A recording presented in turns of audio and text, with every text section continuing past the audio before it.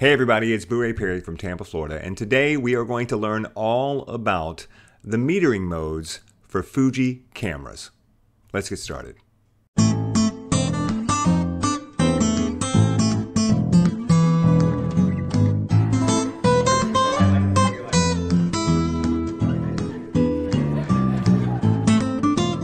All right, before we get started, don't forget that I have a fantastic podcast. It's called Photobomb. I do it with my good friend Gary Hughes. We've been doing it for about 5 years now. It is entertaining, it is fun, and I guarantee you are going to love it. So be sure and check it out. You can find it anywhere that podcasts are found. And I also have a group on Facebook. It's called Pro Photo Talk with Boo Ray Perry. Just look it up on Facebook. Just look for Boo Ray. I mean, how many Boo Rays are there really on Facebook?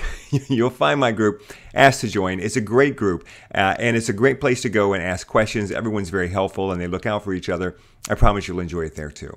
All right, we're going to talk about metering modes on Fuji cameras today. Now, I have a bunch of Fuji cameras. I recently switched over and became a full-time Fuji shooter. I was a Canon shooter for years, and then I had the Fuji X100 series. I've had 3 of these cameras now, and I loved them. And when I finally got down to having to make the decision about switching from DSLRs to mirrorless, I decided to make the switch over to full Fuji. So I've been learning a lot about these cameras and learning a lot about its modes and how they work so I can fully understand my equipment when I go on a job. And I was not surprised to discover that the metering modes on Fuji cameras are pretty much the same as the metering modes on most any camera that you buy. These are not, I was going to say it's not rocket science, but it is kind of rocket science. But they've figured it out, what works best and what the metering modes are best that you need to use. And so all the cameras pretty much do the same thing. But today we're going to talk about Fuji, and we're going to talk about exactly what each metering mode does. We're going to look at some pictures. And then when we're done, I'm going to tell you what I do, what I use, and give you my recommendation for what you should use too. Okay, here we go. All right, before we get started, let me just put an arrow right here and remind you that if you look over to the left-hand side, you will see what my metering mode is. Metering mode, multi-segment. So as I'm talking about the pictures, if you lose track or you can't remember which metering mode I'm talking about, just look over here and you'll be able to see exactly what metering mode we are in.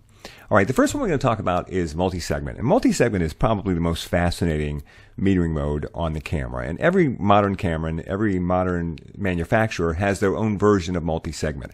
I think that Nikon calls theirs Matrix, and Canon calls theirs, I don't remember what Canon calls theirs, which is funny because I was a Canon shooter. I was a Canon shooter for 13 years, and already since switching to Fuji, I can't remember what the metering mode is called. But for Fuji, it's called multi-segment. And the way multi-segment works is basically the image is divided into a series of boxes, a lot more boxes than I'm going to do right now, 256 boxes to be exact. So this is an extremely poor recreation of what it looks like. But basically, the screen is divided into a bunch of boxes, and the camera assigns a number to every single box based on the exposure of that box. So it's like it's looking at 256 individual pictures and trying to figure out what the exposure should be in that picture, right? So let's say that a bright area gets a very high number. So let's say like these would be 10s and 9s. And then a dark area, like say over here, gets a low number. So like these would be 3s, maybe that's a 4. And the areas in the middle would be like 5s, 6s. So it assigns a number to every single box, 256 different boxes. And then it basically looks at a catalog to figure out what it's taking a picture of. Now, I know that sounds funny. And by the way, if I'm wrong about this, correct me in the comments. But this is my understanding of how the process works. It basically compares what it has here to a catalog that it's been given, and then it's been given instructions on what to do based on what it finds out. Okay, so here's what that means. Let's say it looks at the picture, and let's forget this picture for a second, but let's say it looks at a picture and it sees, okay, there's a bunch of 9s right in the middle, like this.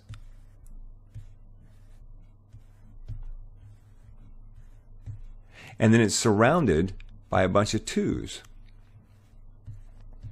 So this area is very dark, and this area is very light. Well, what's that look like? it looks like a person, right? A person standing in front of a white sky. And it's been programmed to know that when you see a bunch of dark areas here and a bunch of light areas here, you probably want to worry more about these areas than this area, because you're probably taking a picture of a person, and this is probably more important. You understand? And then let's say it sees a situation where there's a bunch of light areas at the top and a bunch of dark areas at the bottom. Well, that's probably a landscape. This is the land and this is the sky. And so it makes an adjustment according to however Fuji has programmed it to make that adjustment. So multi is pretty amazing because it literally is trying to figure out what you're taking a picture of and then expose properly for that thing. So as an all-around metering mode, you really can't go wrong with it. It's going to just work most all the time. And I for many years, most of the time, shot everything in multi. I just let the camera figure it out, because you also learn how it works, and you begin to get to where you can detect it, you can figure it out, what it's going to do. You can look at a scene and know it's going to go a little bright or it's going to go a little dark because you're used to shooting in multi-segment. And that's another thing about picking which metering mode you're going to want to use. It can be very tempting to try and use all 4 metering modes all the time. But the truth is, if you use one most of the time, you will get to feel how it works, and you'll be more intuitive with it. So I'm not a big fan of using all the metering modes all the time. It's just too much. You've already got enough to try and worry about without trying to memorize exactly what the camera's going to do in every single mode. It's best to pick 1 or 2 modes that you use most of the time, and then just stick with them, and then you'll get very familiar with them. Okay, so that's how multi works.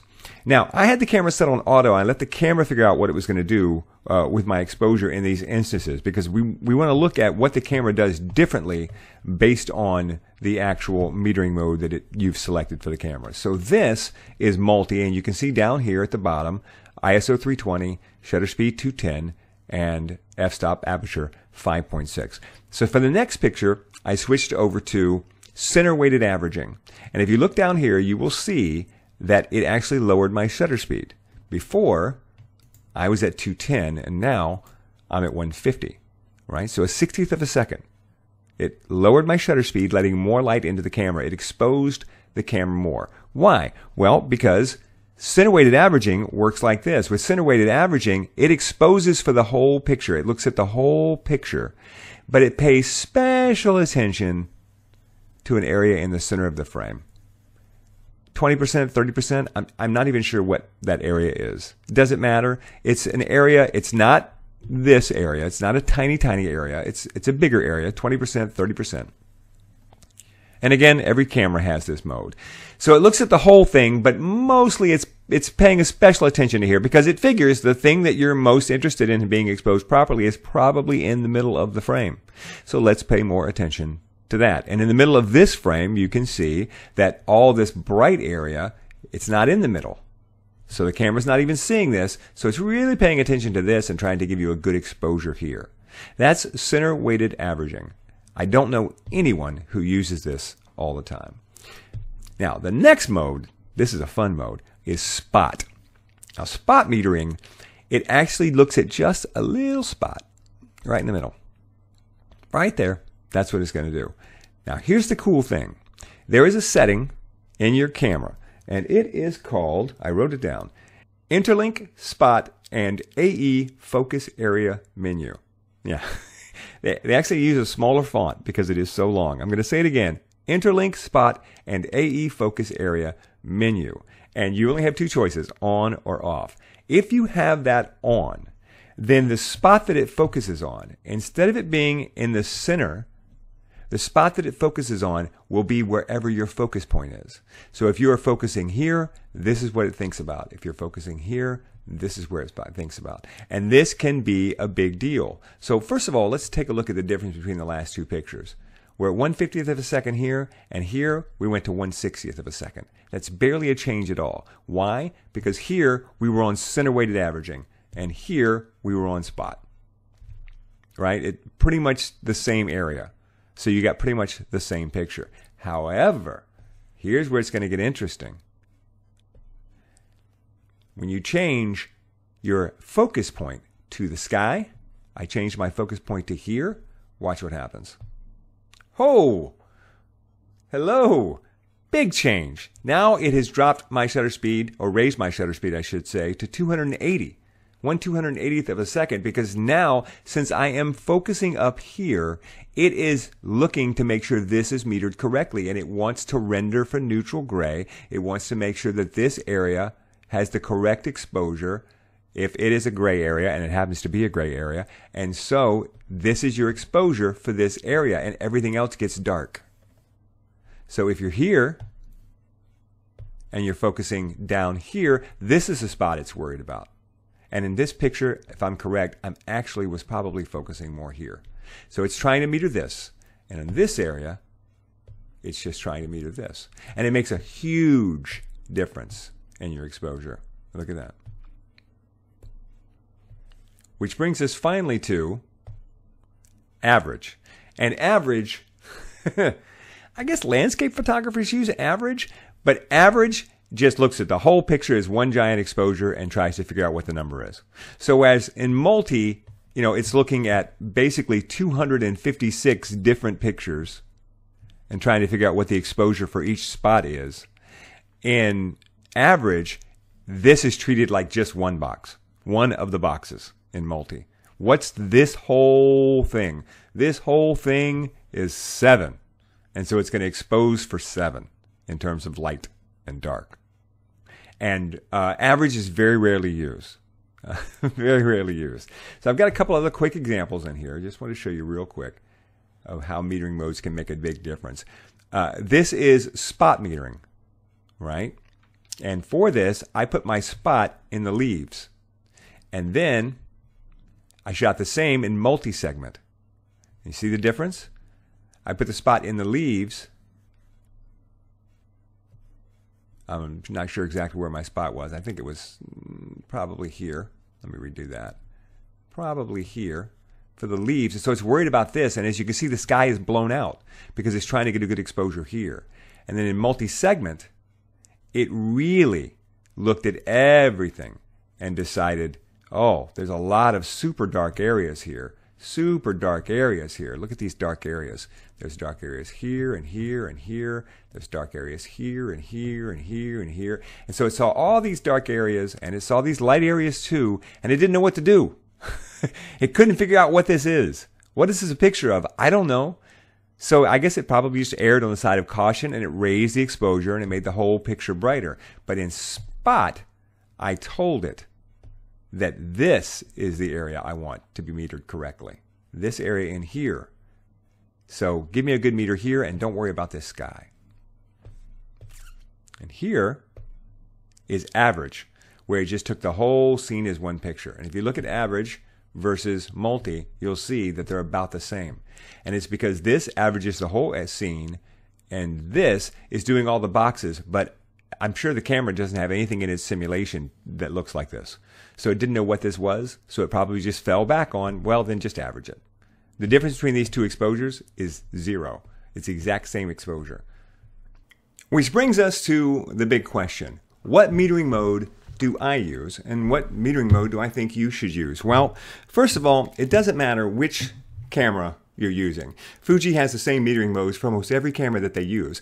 So picking a metering mode is easy, whether you're using an X100 or whether you're using an XT4. Now here's the thing, and I said this a minute ago. You don't want to try and use every metering mode. It's just too many. I mean, it's hard enough trying to figure out how all the dials work and how everything else works while at the same time being creative without having to memorize 4 different metering modes, exactly what those 4 metering modes do and how they're going to affect your picture based on what picture and scene you happen to be looking at. And there's going to be thousands of different pictures and scenes. It's just too much. So what you want to do is pick one metering mode, maybe 2, and make those your main modes. And I can tell you right now that center weighted averaging and average are the 2 that you can kick to the curb. You're not going to need those metering modes. Unless maybe you do nothing but shoot landscapes. Then you might like them. But for the most part, absolutely, multi and spot. Those are the 2 modes that you're going to use 99.9% of the time. Now, a couple of things that are very cool. First of all, spot. Remember I told you that spot used to just meter for a spot right in the center of the camera, and now spot meters for wherever your focus point. See, for years, what photographers would do is that they would use spot. They would put the center of the camera on the thing that they wanted to meter. They would lock the exposure, and then they would reposition and frame their shot and take their shot. But you don't have to do that anymore. You can frame up your shot exactly where you want it to be, put the actual focus point on the spot that you want to focus on and meter, and it will do that. And then you take the shot. It's great. But here's the next thing. If you are using eye tracking, if you are using face detection, then you don't get to pick the photometry at all.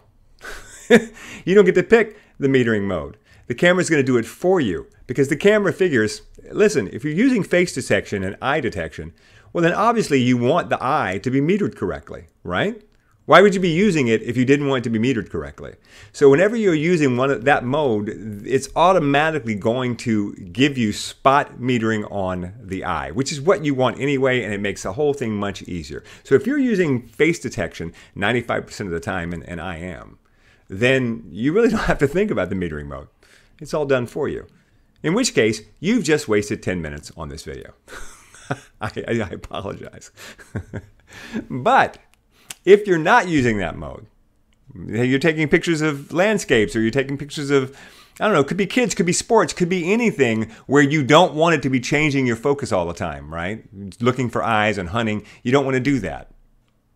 That's the case where you have to pick your metering mode. And for that, I'm telling you, Multi is going to do the job for you just fine most of the time. It's the most sophisticated. It's got the most work from Fuji. It's the one that Fuji's engineers and stuff work on the most. It is the one that's going to give you the best overall exposure. But here's the final thought. A lot of this doesn't really matter anymore. Remember I said that you might have wasted 10 minutes? Okay. Here's the reason a lot of it doesn't matter anymore. Fuji only makes mirrorless cameras. Now, back in the day, you worked with film. You had to figure out what your metering was, how it was going to affect your picture, how to interpret what it told you so that you could take the picture, because you didn't get to see the picture again until it came back from the lab a week later, and by then it was too late to try a second time. And then digital came along, and we got the ability to preview our images after we shot them.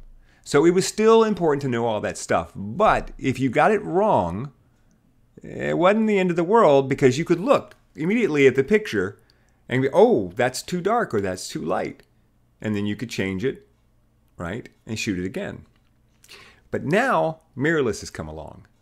And unless you are using this camera, which has an optical option, if you're using any other mirrorless camera, if you're using the X-T4, for example, you are looking at a real-time screen view of your final image. You are looking at the exposure that you are shooting. And you can see right there, is it too light or is it too dark? And all Fuji cameras have this great little wheel right on the top for exposure compensation. Well, not all of them. Some of the really small ones maybe don't have it. But all the ones that I own have it. Right, it's right there. So no matter what metering mode you use, you're going to get into the habit of looking at the scene and instantly saying, oh, this is too light or this is too dark. Or if you're like me, you're going to change those settings anyway, just because you want to see. I always make it a little lighter, a little darker. I'm like, which one do I like, right? This saves you having to do it in post-processing. So in a way, it doesn't matter what metering mode you use, because the metering mode is going to get you closer to the correct meter, correct exposure right off the bat. But ultimately, you're the judge of what the correct exposure is by looking at the image when it's done. You're the one who looks at the image when it's all over and you say, yes, that's exactly the way I want it to look. And with mirrorless cameras, you can do that before you ever take the picture. Right? So once you get used to it, you can adjust things to get them where you want them to be anyway. It doesn't matter what that meter is telling you. If you put the picture up, if you put the camera up to your eye and you look and you think it's too dark, you're going to change it. You're going to fix it right there.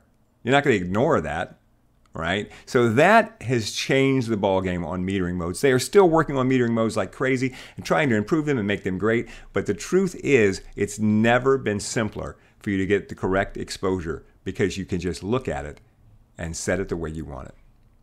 All right, that's it. Listen, give me some comments, give me some likes, talk to me, tell me I'm an idiot. I don't care. I enjoy the conversation with you, and I thank you so much for watching my video. Be sure and subscribe so you can get more videos as they come down the chain. And don't forget, if you like the stuff that you see in my hands, be it my cameras, be it my lenses, be it my bag back there behind me, there it is back there. That's my bag, and I'm going to do a video soon on that bag. Be it this, which I love. This I just got this for Christmas. This great brown cover that I've got now on my Fuji X100V. All of my equipment, all of my gear is on my website. Just look in the description right down there, and you can go to my website and see all of my gear. And if you click on one of those links and you purchase anything, I get a few dollars or a few cents, and I use that money to help keep this channel alive. So please, if you can, give me a little support. And I'll talk to you soon.